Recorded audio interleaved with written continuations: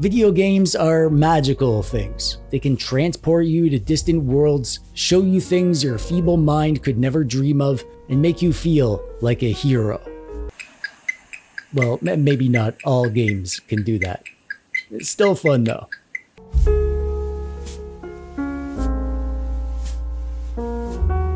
Welcome, my friends, to the Dusty Game Society. We are a group of like-minded retro gaming enthusiasts who prefer the simpler games of simpler times. Back before games became a method for corporations to extract every last dollar from the pockets of gamers. Actually, never mind. They've always done that. There is something different about games from those early days, though.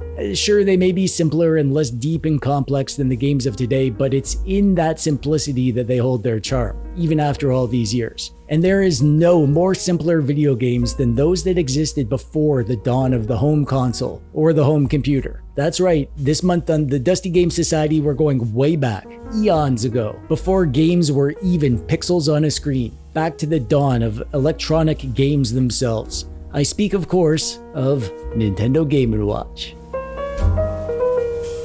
As I was getting ready to make this video, I thought it would be fun to show off an actual Game & Watch game. So I checked eBay and no way I was going to pay $100 or more just to show you dweebs one of these. But I did the next best thing. I reached out to my Nintendo nerd friend. I had a feeling that he might have one. Now, this buddy of mine is a super nerd. You think I'm a nerd? You ain't seen nothing. What, you don't believe me? Does this prove my point? Yep, that's him. And yes, I know, your first instinct is to steal his lunch money. So I reached out to him and I asked him if he had any Game & Watch games, and he said, yeah. And he offered to send me something. He actually sent me a whole package with 3 games and this beautiful Game & Watch collection book. I read through a ton of this book and I learned some of the history of the Game & Watch games, which is handy because I'm making a video about Game & Watch games right now, actually. This is that video. I think it's pretty common knowledge that Nintendo, as a company, has been around well before they made video games. They used to make playing cards and toys. One of their lead designers was this guy, Gunpei Yokoi. He invented this sweet grabber hand toy, among other things. He also worked on a few of their later electronic toys, including this love tester. I wonder how many people met their sweetheart with that thing.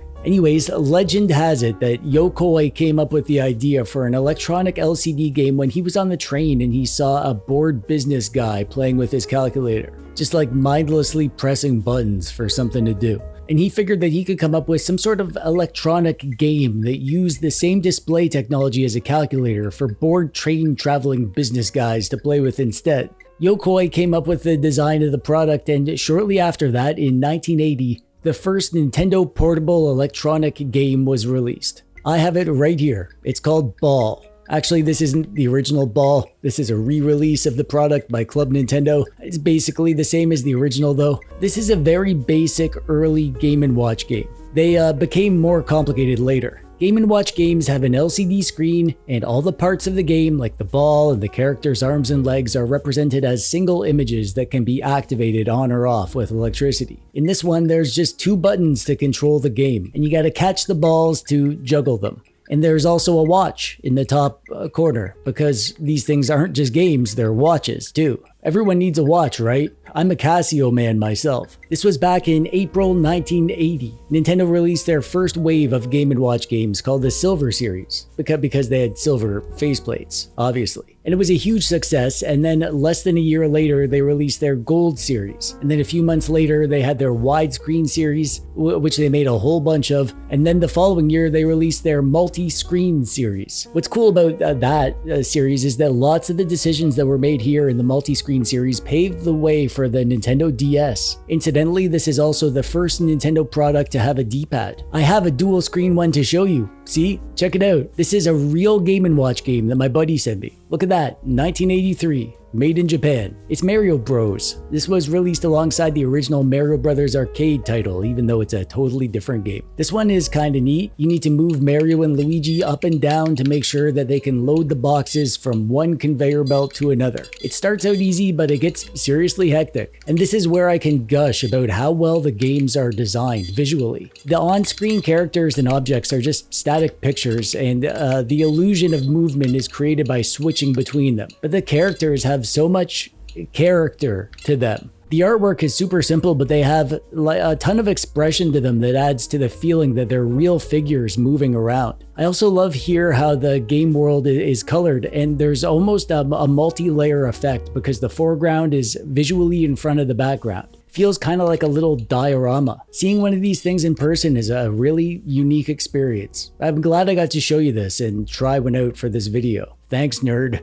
And there were a ton more Game & Watch games released. Once the Famicom was released, they had lots of handheld tie-ins with console games. They made some tabletop arcade style Game & Watch games, some multiplayer games that had detachable controllers. You could play these with a buddy. Lots of Mario, but also lots of other classic franchises. These LCD games were super popular for a good long while. They had a good run, but when the Game Boy came along and changed the portable gaming landscape, the LCD games basically disappeared. There were other companies that made LCD games after this. Heck, I had a whole bunch of them and I remember them fondly. But when gamers got real games with pixel graphics, there wasn't much use for LCD games. But the Game & Watch legacy lived on. Nintendo stopped making the Game & Watch games, but they continued to give us these classic games in the form of compilations for their portable systems. The Game & Watch gallery for the Game Boy gave us 4 classic Game & Watch games. And not only do we get recreations of the LCD originals, but we also get more modern updated graphics and animation versions. With Mario characters,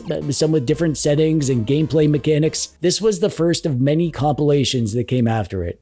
We got Game & Watch Gallery 2 and 3 on the Game Boy Color. I love these because the updated versions are super well done, and starting here there were additional games that you could unlock. Game & Watch Gallery 3 had 6 unlockable games, and my favorite compilation, Game & Watch Gallery 4 on the Game Boy Advance, that had a whopping 20 games that you could play if you unlocked everything. And there were also 2 collections released for the Nintendo DS, Club Nintendo exclusives, because of course the DS had dual screens, so why not give us the classic dual screen Game & Watch games at long last? I love these collections. This is my favorite way to play these old Game & Watch games, because just the act of playing the games in this modern way, where it keeps track of your high scores and you can earn stars and you can play both the original and the updated versions, and there's a gallery where you can get little tidbits and unlock extra games. It totally reinvigorates and breathes new life into these classic games from their primitive LCD gaming roots. Playing the Game & Watch Gallery games via emulation is definitely the way to go if you're interested in trying these out, but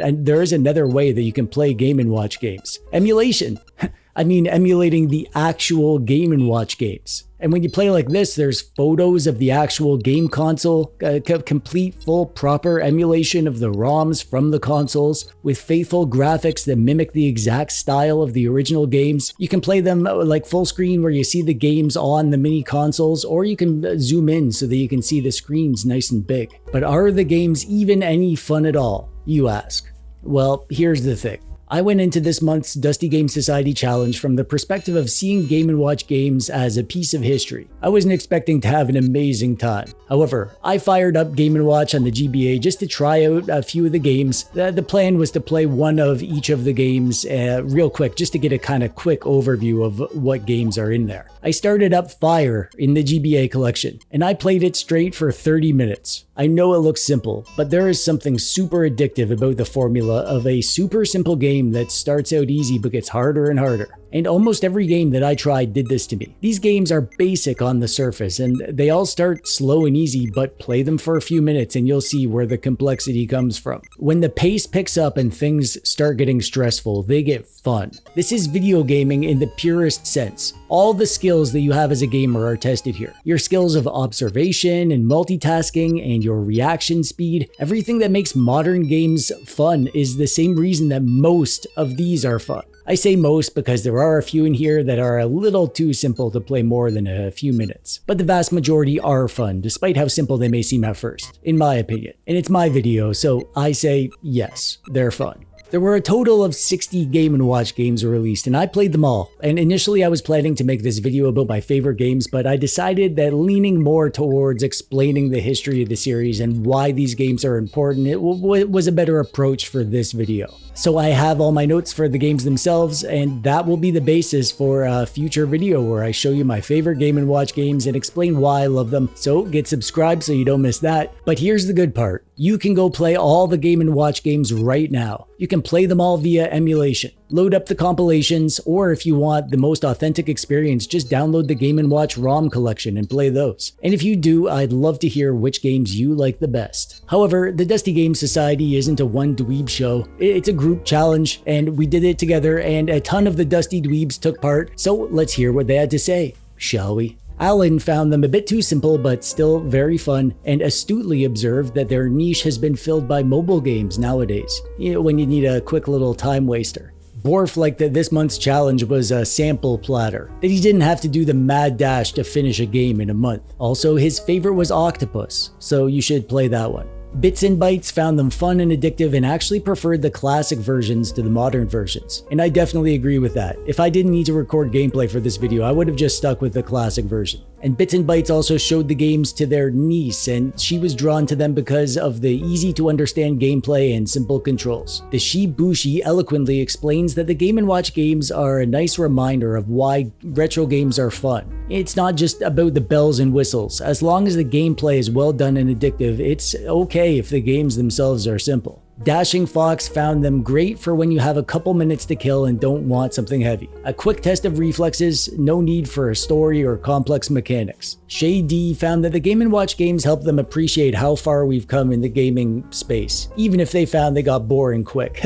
Yeah, crazy to think that back in 1981, this was the peak of portable gaming graphics. Vladlust enjoyed giving them a shot, but didn't find high score hunting was enough to keep them motivated, but still found the variation and simplicity lends itself to quick bursts of playtime when you only have a few minutes. Beowulf 410 liked the games as a quick distraction when waiting in lines at stores, and found it a nostalgic romp, and appreciated the fact that these games are so simple yet challenging is a testament to the creativity of the designers. Tuscan Raider is too young to have experienced these games back in the day, thought the games haven't aged well, but enjoyed the modern remakes in the collections on the Game Boy systems. Rixpa reshelled his old yellow Game Boy DMG to play games on the original hardware this month. That is a beautiful mod, buddy. Well done. Cynic didn't like the Game & Watch games, but found some other LCD games that they did enjoy. Tron and Pac-Man. JWG LLC found that they still hold up, best of the fixed cell games. And Gordo's Taco Shop can't decide if they're good or not. Charming but simple, but maybe too distilled by today's standards. Awesome for a few minutes, but not much to see beyond that. Pixel by Pixel thought that the games provided a simple warmth because they are great when winding down for the night to relax. 7.5 out of 8 octopus tentacles, which is a reference to one of the games. Pixel isn't just awarding octopus tentacles for no reason,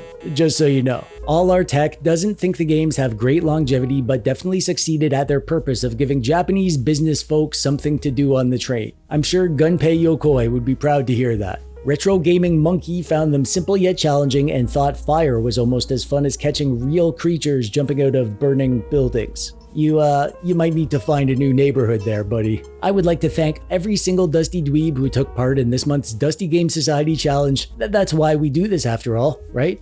To revel in the nostalgia, to play historic games together, share in our victories and struggles, and talk about them all month long. It's like a book club for retro games. But how do you join the Dusty Game Society, you ask? Well, the DGS is a perk that I made as a thank you to my patrons. Those cool dweebs and dweebettes who support the, important work that I do, and get to join in the DGS each month as a bonus. And if you'd like to throw money at a stranger on the internet who makes videos that you like to watch and also play some retro games with some other cool nerds, there's a link down there in the doodad below. And I hope you enjoyed this look at the Game & Watch series. Stay tuned for my follow-up video where I show you my favorite Game & Watch games that I've discovered. And please come back soon because there will be a new Dusty Game Society video next month. And it's gonna be a doozy. I can promise you that. Until then, stay dusty, my friends.